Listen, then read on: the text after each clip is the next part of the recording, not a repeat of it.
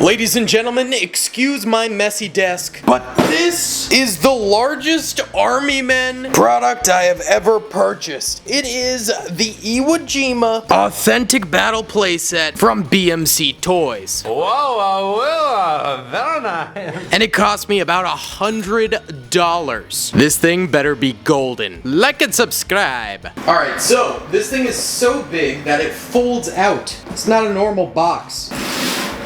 Just gotta undo all the tape, and then we get to pop this sucker open. Oh, baby, this is major. So, we have done the other side of the world in the Atlantic with the invasion of Normandy D-Day. Now, that was pretty awesome, but this one with Iwo Jima is supposedly going to be massive and historically accurate. Cool. Okay, so firstly, we have these two very large placemats. Okay, there we go. Not the easiest to connect these, but we got it. And then there's a bunch of imprints. I'm assuming this little earth mound with stickers in it goes into one of the imprints. Already, this is significantly more detailed than the D-Day one we built from BMC Toys, so I'm about that. Yeah, this mound definitely goes here.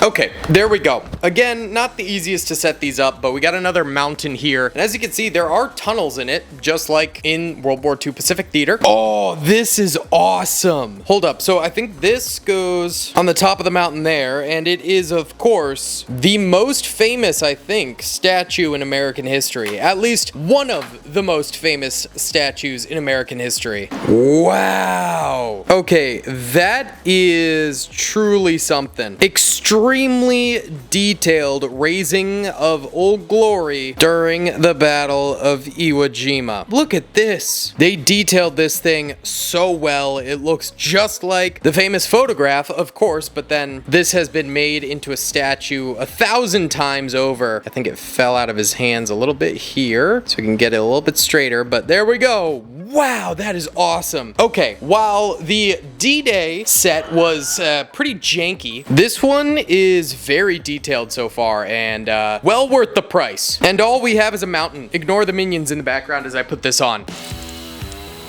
Oh, now that is incredible. You gotta love that. So now we have this Sherman tank here, which actually, we had one from Normandy here, which is a little bit more of an olive green, and this one's a bit more of a dark green, but it does look like it's the exact same model, actually. Would have been nice if they did like maybe a Sherman 76 and an M4 for one set, or, you know, maybe a Stuart or something slightly different. I think that'd be kind of cool, but we do have a little sticker sheet in here that we're gonna have to do. I hate the fact that you gotta do stickers with these, but it is what it is. Regardless, it's a very solid looking Sherman. I'll go put the stickers on it real quick. 2 hours later. Okay, we have our dark green tank here, and I kitted it out with the stickers. Now, I don't love the stickers, mainly because, like we could see with our old one, they start to peel, which is really frustrating. I just really wish they went a little bit further with it and had decals on it. I mean, this is such a quality tank. If they had decaled it, it would be like perfect, but that's okay. According to the box, the tank is supposed to go here in the side of the mountain type of deal, I guess. Now, as for the sticker sheet, there are numbers on the stickers like A, B, C, and usually that means it correlates to a place to put it, but there's no map, and there's also no numbers on the playset itself. So I don't know where to put the stickers. I guess I'll figure that out later, but for now, I'm maybe most excited about this, an LVT. During D-Day, of course, they used LCVP Higgins boats, but more amphibious vehicles were used in the Pacific Front. I wonder why that is. If you guys know in the comments why they preferred to use these bad boys versus the Higgins boats. These seem more versatile. Maybe the Cliffs of Normandy just didn't support these or something. I don't know. Let me know in the comments. But this also has a sticker sheet on the bottom, so I'll go ahead and equip the sticks. Okay, the LVT is done, and this thing is amazing. Look at this. So on the sides here, we have double 30 cals, and then at the very front, we have a 50 cal. So this thing does have some fairly good firepower for a troop carrier, and then of course, you put your troops on the inside there, and I'm sure we'll get to that very soon. But then this sucker slots into the side of the mountain right there. These honestly look just absolutely massive on this thing. I feel like the scaling's a bit odd, but that's all right. Now, actually, sorry about the weird screen. I looked up the sticker set for Iwo Jima and came up with this, so I know where to put the stickers now. So let me go do that. Okay, the stickers have now been set up. Underneath the statue, we have ourselves a ladder up to it, as well as the Japanese flag right there. Then also built into the mountain here, there's another ladder that goes down into the mountain base, and there's some supplies around it. As you can see, like a little mortar here and radio and some oil. Then further out in another dugout here, there's some food and medical supplies. Rotating it around, over this way, we have some like barbed wire still spooled, and I don't know what that is, some sort of box. And then there's like a little cave entrance here. It's really hard to see in camera and on person, but there's like the shadow of a soldier in it. It's really hard to make out here. And then on the outside, we have the US supply base. So we've got a spare tire, some 30 cal ammo, property of USMC, ammo crates, and other ammunitions. So those are the sticker sets. Now we need to put the base back together and we can get into the Army Meng. Instant Gaming has literally saved me thousands of dollars from their deals. And if you're watching this video, I'm guessing you like Army Men. You can get the Army Men RTS for $1.07 on Instant Gaming. You can play the Men of War Assault Squad 2 Army Men mod for $3.23, or the absolute classic Toy Soldiers for just $7. Let's not forget, you can also save crazy money on Xbox Game Pass, PlayStation Network cards, and Nintendo eShop credits. Trust me, Instant Gaming is extremely safe and my favorite place to buy cheap games. All right, this is the part I am most excited about, the toy soldiers. And once again, the D-Day set had some of the funkiest looking toy soldiers I've ever seen. Let's go ahead and start off with the Japanese here. Crack that sucker open, and let's see what kind of toy soldiers we got. Oh, these guys are incredible. Dude, look at this.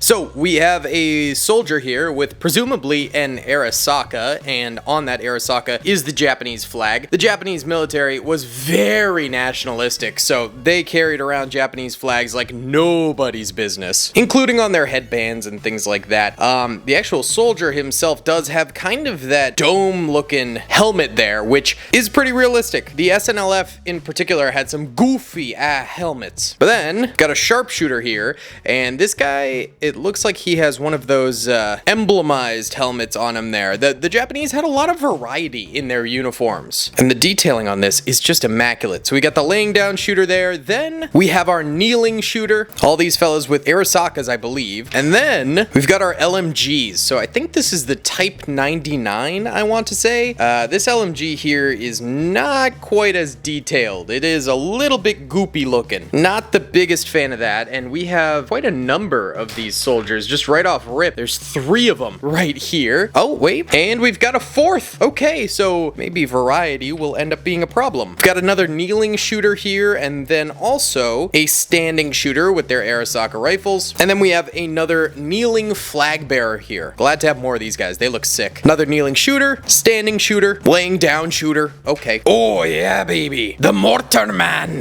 That's awesome. Look at that. That's fire. Actually, we have a bunch of these guys. So they actually have their rifle laying beside them, as well as some spare ammunition. That is clean. Yes, this is 10 times better than the D-Day set in terms of figure quality. That is awesome. Yo! We got like an officer issuing out commands for his troops. That looks sweet.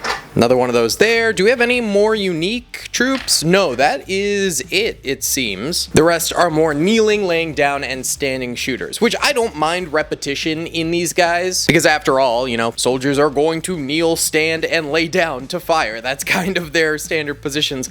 I don't know if we need 4 LMGs or 4 mortars, but hey, whatever. Let's go ahead and put these guys into position on the mountain now, since they're going to be tucked away in ambush positions, a little bit more of a guerrilla style warfare going on.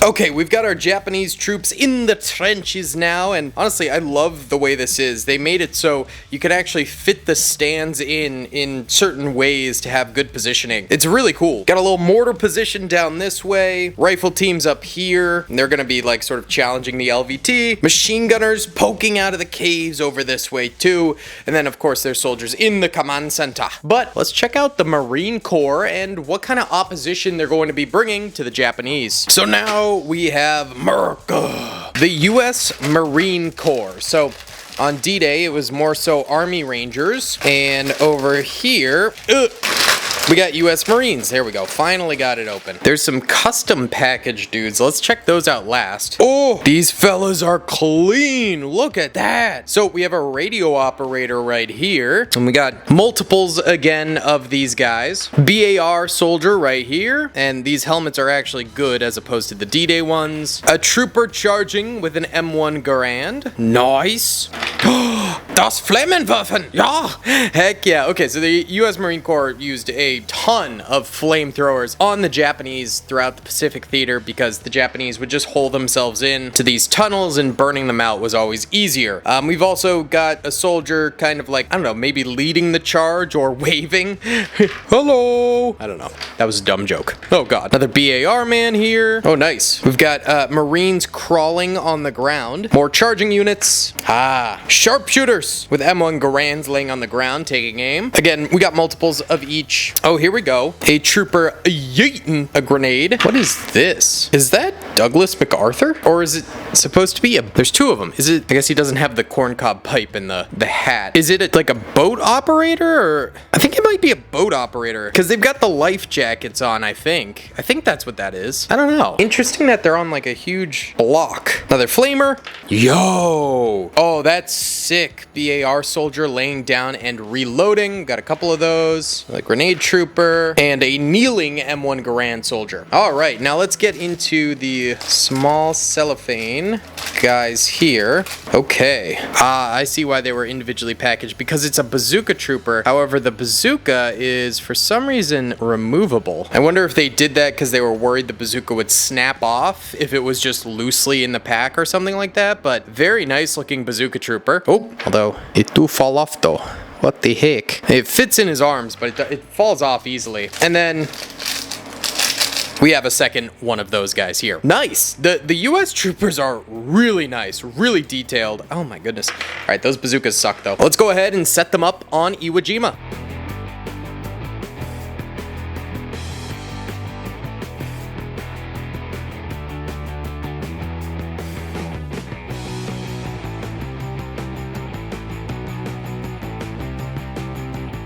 Honestly, this is freaking sweet as hell. That was legitness. So we've got troopers in the LVT getting ready to deploy, flamers going up to the caves ready to scorch them, and beneath them, troopers providing suppressive fire. Ignore the half a Lego tree that my dog chewed. On the right side, we got radio operators making call-ins, grenades getting thrown, soldiers trying to lay down in foxholes as battle just kind of erupts all over the place.